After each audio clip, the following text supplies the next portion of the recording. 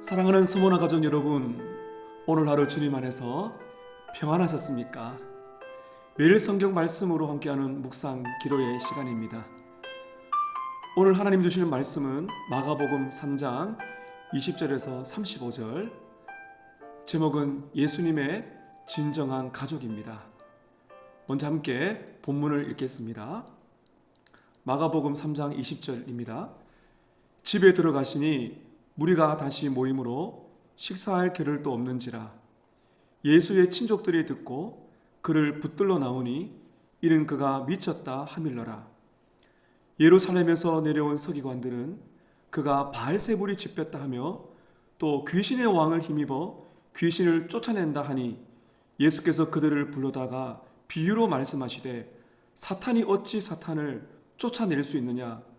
또 만일 나라가 스스로 분쟁하면 그 나라가 설 수 없고, 만일 집이 스스로 분쟁하면 그 집이 설 수 없고, 만일 사탄이 자기를 거슬러 일어나 분쟁하면 설 수 없고 망하느니라.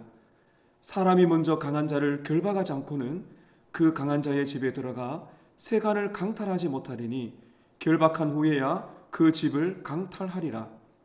내가 진실로 너희에게 이르노니 사람의 모든 죄와 모든 모독하는 일은 사하심을 얻되 누구든지 성령을 모독하는 자는 영원히 사하심을 얻지 못하고 영원한 죄가 되느니라 하시니 이는 그들이 말하기를 더러운 귀신이 들렸다 함이로라.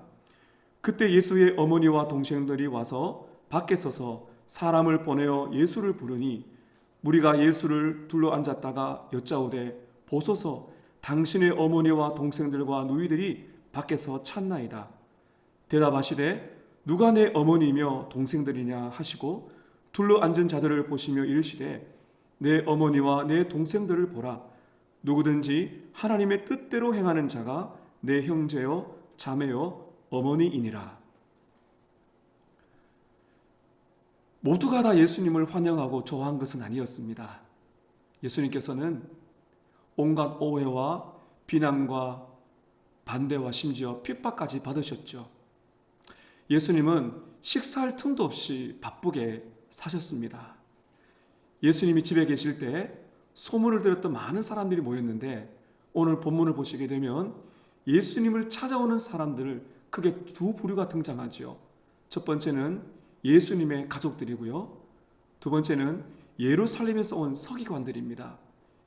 이들과의 대화 내용을 통해서 우리가 오늘 예수님의 진정한 가족이라는 주제를 찾아보도록 하겠습니다. 오늘 첫 번째입니다. 예수님의 육신들의 가족에 오해가 있다는 것이죠. 예수님의 가족들이 예수님을 찾아왔습니다. 그것은 너무나 기쁘고 좋아서 예수님의 말씀을 듣기 위해서 온 것이 아니라 소문을 들었던 것입니다. 예수가 미쳤다. 그래서 가족들도 예수님이 미쳤다고 생각하고 예수님을 붙들어서 집으로 데려가려고 온 것이죠. 미쳤다라는 것은 광신자라는 뜻이죠. 여러분 너무나 충격적이지 않습니까? 어떻게 예수님의 가족들조차 예수님을 이해하지 못하고 오해하고 미쳤다라고 생각을 했을까요?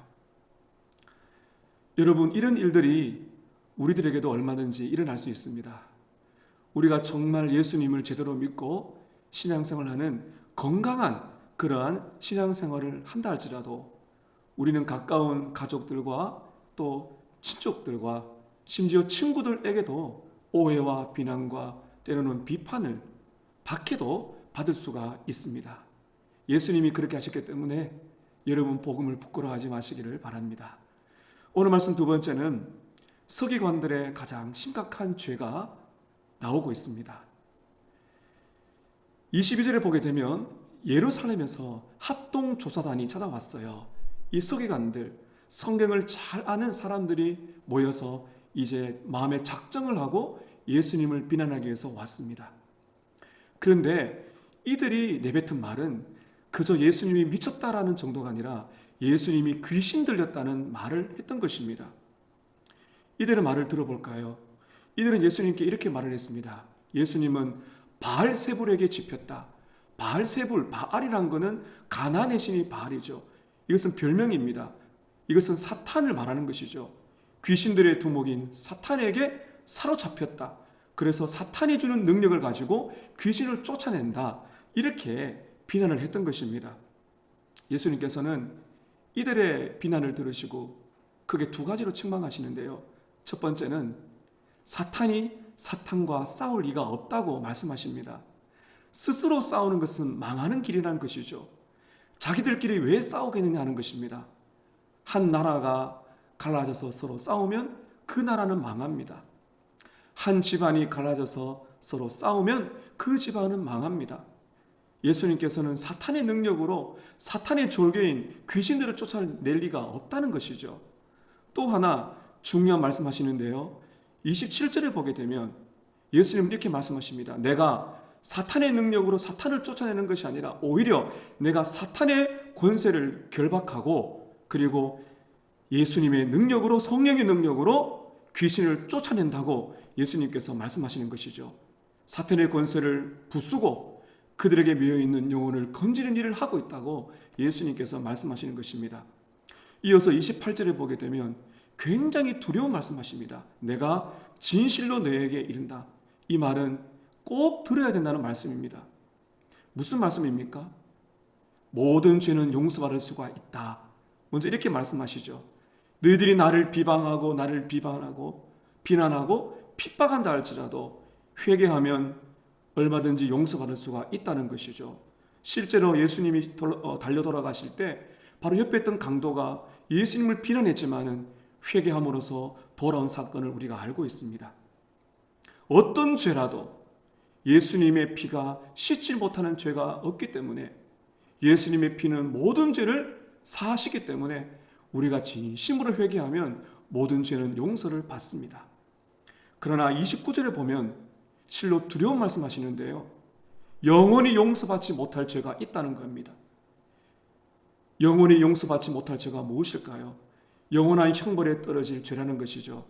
그것이 무엇이라고 말씀하십니까? 성령을 모독하는 죄입니다. 성령을 모독하는 죄. 30절에 보면 이들이 예수님이 귀신이 들렸다고 말한 것을 가리키고 있는 것입니다. 쉽게 말한 이런 것이죠. 서기관들은 눈으로 보았습니다. 예수님이 강한 능력으로 귀신을 쫓아내고 병자를 고치고 능력의 말씀을 선포하시는 것을 들었습니다. 초자연적인 역사를 보고는 거부할 수가 없었죠. 거부할 수는 없지만 믿지는 않았다는 것이죠. 그래서 그들은 이렇게 말하는 것입니다. 그래, 저것은 하나님이 주신 능력이 아니라 사탄이 주는 능력을 빌어서 귀신을 쫓아낸다, 이렇게 말한 것입니다. 중요한 질문을 던지겠습니다. 그런데 왜 예수님은 여기서 성령을 말씀하실까요? 성령을 모독하는 죄가 구체적으로 어떤 것일까요? 자, 여러분, 성령 하나님이 하신 일들을 생각해 보세요. 성령 하나님이 하시는 제일 중요한 일은 구원입니다. 말씀을 듣고 복음을 듣고 깨닫고 회개하고 예수님을 믿는 구원의 역사를 일으키시는 것이 바로 성령의 역사예요. 그런데 지금 서기관들은 뭐라고 말하고 있습니까? 예수님은 악한 영인, 더러운 영인 귀신에 들려서 이렇게 사역하고 있다. 그러나 예수님은 더러운 영이 아니라 거룩한 영이신 성령의 능력으로 귀신을 쫓아내고 말씀을 전하고 구원의 역사를 경험하도록 하고 있는 것입니다. 정리해 볼까요? 지금 서기관들은 성령이 하시는 구원의 역사, 회개와 믿음의 역사를 의도적으로 계속 조롱하고 비난하고 있는 것입니다. 심지어 그들은 예수를 믿지도 않고 회개하지도 않고요. 자기들만 그럴 뿐만 아니라 말씀을 듣는 많은 사람들도 예수를 믿지 못하게 하고 회개치 못하게 하는 성령의 역사를 방해한 죄를 짓고 있는 것입니다. 예수님은 지금 그들에게 경고하시죠. 너희들이 계속적으로 성령의 역사, 구원의 일, 이것을 방해하고 비난한다면 너희들은 영원히 죄를 용서받지 못한다. 그러나 이 말씀 뒤에는 예수님의 긍휼의 호소가 있습니다. 너희들은 아직까지 회개할 기회가 있다. 너희들이 만약 이렇게 계속해서 나를 따라다니면서 성령의 역사이신 구원의 역사를 비난하고 방해하고 다른 사람들이 구원을 받지 못하도록 방해한다면, 계속 그렇게 한다면 너희들은 영원히 용서받지 못한다. 그러나 지금 멈추고 성령의 역사를 인정하고 나를 믿고 회개한다면 너희들도 구원을 받을 수 있다. 이 말씀, 이 마음이 내면에 있는 것입니다. 오늘 말씀 들으시면서 이런 염려하시는 분이 계실지 몰라요. 혹시 내가 성령을 모독하는 죄를 범하지 않는가? 걱정되고 염려가 되시는 분이 계십니까? 그런 마음이 있다는 것 자체는 성령을 모독하는 사람이 아니라는 증거입니다. 왜냐하면 성령을 모독하는 사람들은 자기가 성령을 모독한다는 것조차도 모릅니다. 마음이 완악한 것이죠. 영적인 시각장애인이에요. 말씀을 들어도 깨닫지 못하고 자기들이 지금 어떤 죄를 짓고 있는지도 깨닫지 못하는 사람이 성령을 모독하는 죄를 짓고 있는 것입니다. 여러분께서 예수님을 진심으로 믿고 회개하고 거듭난 하나님의 자녀가 되었다면 성령께서는 여러분을 지켜주실 것입니다. 성령을 모독하는 것이 아니라 구원의 역사를 자랑하고 기뻐하도록 만들어 주실 것입니다. 오늘 말씀을 듣는 분들 중에서 예수를 믿지 못하고 회개를 경험하지 못한 분이 계시다면 더 이상 성령의 역사를 거부하지 마시고 주 예수 그리스도를 믿으시고 회개함으로써 하나님의 자녀가 되시기를 또한 축복합니다. 마지막 세 번째입니다. 오늘 세 번째를 보게 되면 예수님의 진정한 가족에 대해서 우리에게 말씀해 주고 계십니다. 예수님께서 서기관들과 이렇게 대화하시는데 밖에서 듣고 있던 예수님의 가족이 사람을 보내어 예수님을 불렀습니다. 그래서 그 사람은 예수님께 와서 말씀하죠. 예수님의 가족이 예수님을 찾고 있습니다. 가보시죠. 이렇게 말한 것입니다. 여러분, 마가복음 6장 3절에 보면 예수님의 가족을 소개하고 있는데요. 요셉과 마리아 사이에 태어난 동생들이 있습니다. 야고보, 요셉, 유다, 시몬, 그리고 여동생들도 있었다고 말하고 있습니다. 예수님의 가족이 예수님을 찾을 때 예수님이 나가셔서 그들을 영접해야 되는 것이 마땅하지 않을까요? 근데 우리는 33절에서 충격적인 예수님의 말씀을 듣습니다. 예수님이 이렇게 말씀하십니다. 누가 내 어머니며 내 동생들이냐? 지금 둘러서서 말씀을 듣는 이 사람들이 나의 어머니며 나의 형제 자매다. 이렇게 말씀하시는 것입니다. 표면적으로 보면 우리 예수님께서 너무 이 가족들을 홀대하시고 무관심하시고 존중하지 않는가 이런 생각을 할 수 있지만은 여러분 절대로 오해하지 마시길 바랍니다. 예수님께서 이렇게 말씀하신 이유가 크게 두 가지가 있습니다.